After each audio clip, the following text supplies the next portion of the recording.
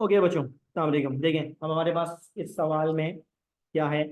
ये सवाल ये है कि हमें डाटा दिया गया है। इस डाटा में एसीटोन की इंथैल्पी ऑफ फॉर्मेशन को मालूम करना है। हमें इंथैल्पी ऑफ फॉर्मेशन मालूम करना है। तो ये सवाल हमारे पास दरअसल हेसेस लॉ से बिलोंग करता है। ठीक है ना, हेसेस लॉ से बिलोंग करता है। इस सवाल को सॉल्व करने का तरीका क्या होता है? बड़ा आसान सा तरीका है।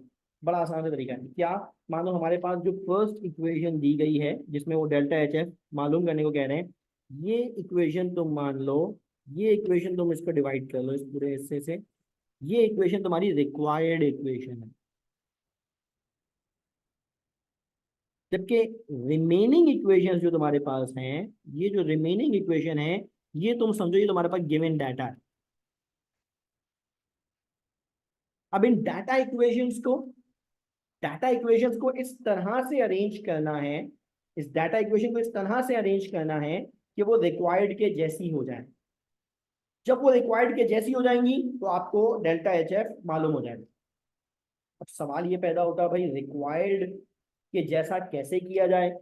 ठीक है ना, रिक्वायर्ड के जैसा किए कैसे किया जाए? मानो मैं ये इक्वेशन नंबर 1 है, ये मेरी रिक्वायर्ड है। तो मानो ये 2 है, 3 है, 4 है। अब मैं इनको कैसे इसके बराबर बना सकता हूँ? गिवन डाटा को रिक्वायर्ड डाटा के मुताबिक कैसे बना सकता हूँ, रिक्वायर्ड इक्वेशन के मुताबिक कैसे बना सकता हूँ? तो देखिए, हम गिवन इक्वेशंस को किसी भी फैक्टर से मल्टीप्लाई कर सकते हैं, किसी भी फैक्टर से डिवाइड कर सकते हैं, और रिवर्स कर सकते हैं। रिवर्स से क्या मुराद है? रिएक्टेंट को प्रोडक्ट बना दे, प्रोडक्ट को रिएक्टेंट बना दे। ये चंद मैथमेटिकल ऑपरेशंस हम इस्तेमाल कर सकते हैं गिवन डाटा को रिक्वायर्ड इक्वेशन बनाने के लिए। एक बात जो बहुत अहम है वो याद रखने की क्या है, कि जब हम किसी फैक्टर से मल्टीप्लाई कर रहे हो, डिवाइड कर रहे हो, तो ये काम करते हुए डेल्टा एच की वैल्यू को भी जहन में रखना है। मल्टीप्लाई कर रहे हैं तो डेल्टा एच की वैल्यू मल्टीप्लाई होगी, डिवाइड कर रहे हैं तो डिवाइड होगी। और अगर रिवर्स कर रहे हैं, तो फिर प्लस की जगह माइनस, माइनस की जगह प्लस होगी। ठीक है ना, साइन चेंज है, रिवर्स में साइन चेंज है। अच्छा, अब जरा ये इक्वेशन को अगर हम देखें तो हमारे पास है क्या? रिक्वायर्ड इक्वेशन कह रही है कि हमें 3 कार्बन चाहिए। अगर आप सेकंड इक्वेशन देखें जो कि गिवन इक्वेशन है, तो उसमें एक कार्बन है, एक कार्बन है। तो हम क्या करें? हम करें ये कि हम मल्टीप्लाई कर दें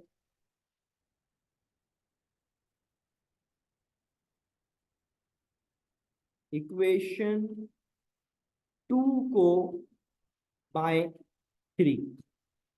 अगर मैं सेकंड इक्वेशन को 3 से मल्टीप्लाई कर दूं तो होगा क्या? मेरे पास 3 कार्बन आ जाएंगे, मेरे पास 3 कार्बन आएंगे। चलो पूरी इक्वेशन को 3 से मल्टीप्लाई करने जा रहे हैं, पूरी इक्वेशन को 3 से मल्टीप्लाई करने जा रहे हैं। चलो भाई, तो क्या हो गया? 3 कार्बन प्लस, स्टेट नहीं लिख रहा, 3 oxygen molecules becomes 3 carbon dioxide.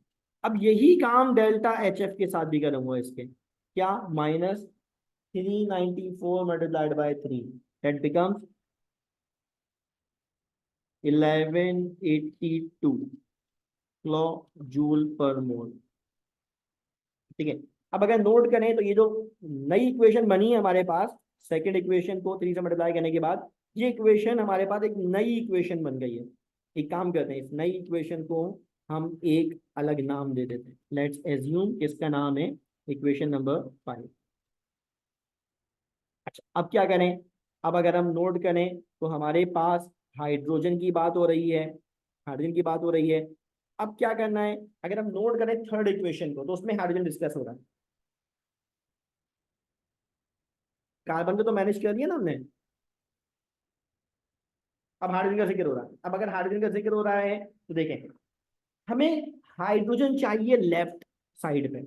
Required को देखो ना, रिक्वायर्ड में हाइड्रोजन है लेफ्ट साइड पे, और हमें दिया गया राइट साइड पे। थर्ड इक्वेशन में राइट साइड पे, फर्स्ट में लेफ्ट साइड पे। फर्स्ट है रिक्वायर्ड, रिक्वायर्ड में चाहिए लेफ्ट साइड पे, और गिवन है राइट साइड पे। इसका मतलब क्या होगा? हमें रिवर्स करना होगा इस इक्वेशन को, है ना, रिवर्स करना होगा इक्वेशन नंबर 1। नंबर 2, रिक्वायर्ड में हाइड्रोजन के 3 मोल चाहिए, 3H2 चाहिए, और हमें कितने दिए गए? 1। इसका मतलब हमें क्या करना होगा, 3 से मल्टीप्लाई भी करना होगा। यानी इस इक्वेशन पे, इक्वेशन नंबर 3 पे हमें दो ऑपरेशंस दरअसल अप्लाई करना है ना। दोनों एक साथ भी कर सकते हैं, अलग अलग करके भी कर सकते हैं। मैं एक साथ कर रहा हूँ, रिवर्सिंग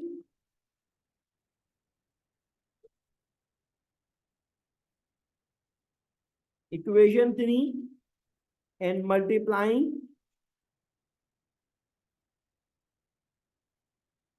बाय 3। एक तो इक्वेशन को रिवर्स कर रहा हूं, एक तो इक्वेशन को रिवर्स कर रहा हूं और फिर 3 से मल्टीप्लाई भी कर रहा हूं। अब अगर रिवर्स कर रहा हूं, है ना, अब अगर रिवर्स कर रहा हूं तो इसका मतलब H2 आ गया यहाँ पे,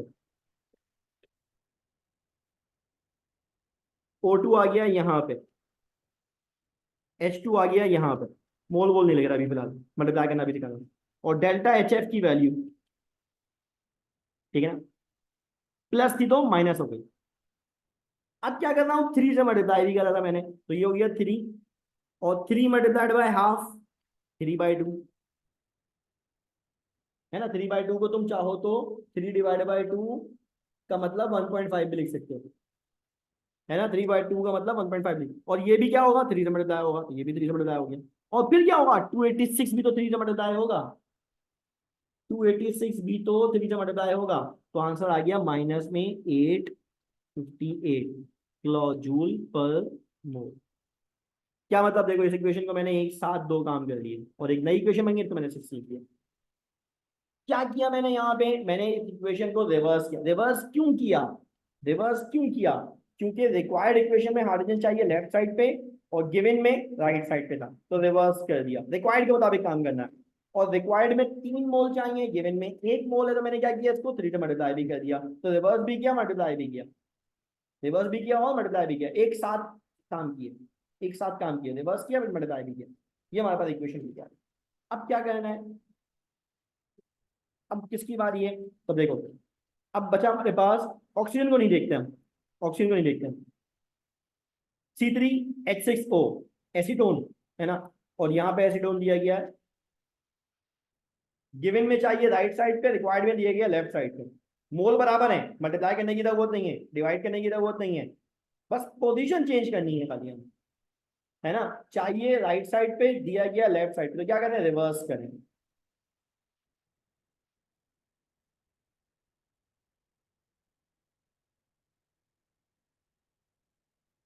इक्वेशन 4 को क्या करें, रिवर्स करें। अब इक्वेशन 4 को रिवर्स करें तो हमारे पास क्या बन जाएगा भाई, 3 carbon dioxide, 3H2O, C3H6O plus, oxygen कितने हैं यहाँ पे, 4। डेल्टा एच एफ की वैल्यू कितनी हो गई होगी इसकी, माइनस था प्लस हो गई, कितनी थी, 1790, प्लस हो गई बस, और कोई फर्क नहीं पड़ा। फर्क कब पड़ेगा, जब मल्टीप्लाई डिवाइड कर देंगे, ठीक है ना। अभी एक नई इक्वेशन बन गई, एज्यूमिंग ये इक्वेशन नंबर 7, ठीक है। अब जो चीज जितनी चाहिए जहां चाहिए अरेंज हो चुकी है, चेक करेंगे बाकी ऐसा है कि नहीं है। कार्बन चाहिए था लेफ्ट साइड पे, ये आ गया।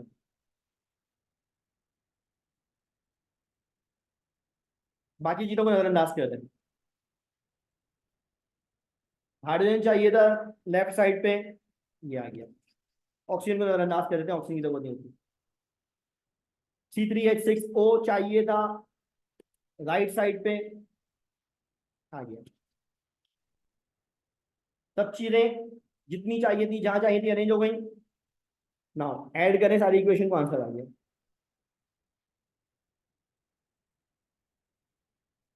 इक्वेशन 5, 6 और 7 को ऐड करें। अब जब ऐड करेंगे तो सिमिलर चीजें ऑपोजिट साइड पे कैंसिल हो जाती हैं। चलो देखो कैसे। 3 carbon dioxide, 3 carbon dioxide cancel, 3 पानी के मॉलिक्यूल कैंसिल, ठीक है। अच्छा अब देखो, 3 ऑक्सीजन और 3/2 ऑक्सीजन, अगर 3 को 3/2 में ऐड करूं, है ना, 3 को 3/2 में ऐड करूं, तो मानो मैं इसको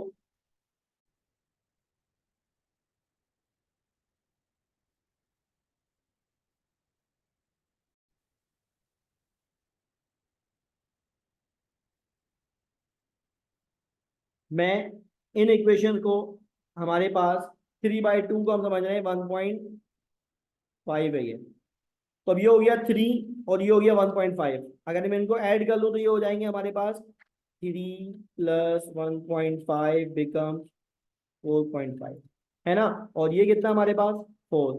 इसका मतलब क्या हुआ, इसका मतलब क्या हुआ कि अगर मैं यहाँ से इसे पूरा काट दूं तो हमारे पास यहाँ पे ये जो बचेगा, ये कितना बचेगा, ये हाफ ऑक्सीजन बचेगा, है ना। 4.5 में से 4 निकाल दिया तो 0.5 यानी हाफ ऑक्सीजन बचा, है ना, हाफ ऑक्सीजन बचा। तो हमारे पास जो चीजें बची जरा हम वो लिखते हैं, हमारे पास जो चीजें बची वो लिखते हैं। हमारे पास क्या बच रहा है, हाफ ऑक्सीजन बच रहा है, हाफ ऑक्सीजन बच रहा है लेफ्ट साइड पे, 3 कार्बन बच रहे हैं, 3 हाइड्रोजन बच रहे हैं, ठीक है। देखो क्या क्या बच रहा है हमारे पास, अपन लिख लेते हैं। 3 कार्बन बच रहे हैं, 3 हाइड्रोजन बच रहे हैं, हाफ ऑफ ऑक्सीजन बच रहा है 0.5 यानी कि हाफ, और क्या बच रहा है C3H6। अब इन तमाम एन डेल्टा एच एफ को ऐड कर दें, ठीक है ना, इन सबको ऐड कर दें, ऐड करें तो हमारे पास क्या निकलेगा, क्या क्या है भाई हमारे पास, 1182 माइनस का -858 +1790, ठीक है ना, +1790, तो हमारे पास आंसर आ जाएगा माइनस का 250 किलो जूल पर। ये हमारा दरअसल आंसर है ना, ये हमारा दरअसल क्या है, ये हमारे पास था। जब भी हमें काम करना होगा ऐसे ही काम करना होगा, हमेशा ऐसे ही काम। ठीक है बच्चों, समझ में आई बात, किसी भी फैक्टर से मल्टीप्लाई कर सकते हैं, किसी भी फैक्टर से डिवाइड कर सकते हैं, किसी भी इक्वेशन को रिवर्स कर सकते हैं, बाकी सबको ऐड कर देंगे। ये थोड़ा फ्रैक्शनल वाली जो जैसे ऑक्सीजन के अंदर हुआ फ्रैक्शन वाला, इसको ध्यान में रखिएगा, पॉइंट्स वगैरह बना के काम कर सकते हैं आप, जैसे मैंने करना नहीं काम वैसे आप कर सकते हैं, ठीक है ना। ऑक्सीजन को बैलेंस करने की जरूरत नहीं है, ये सब कंबस्शन रिएक्शन वाले काम होते हैं, इसमें ऑक्सीजन खुद ब खुद बैलेंस हो जाए, ऑक्सीजन को बैलेंस नहीं करना तो बाकी सबको बैलेंस करना। ओके बच्चों, थैंक यू।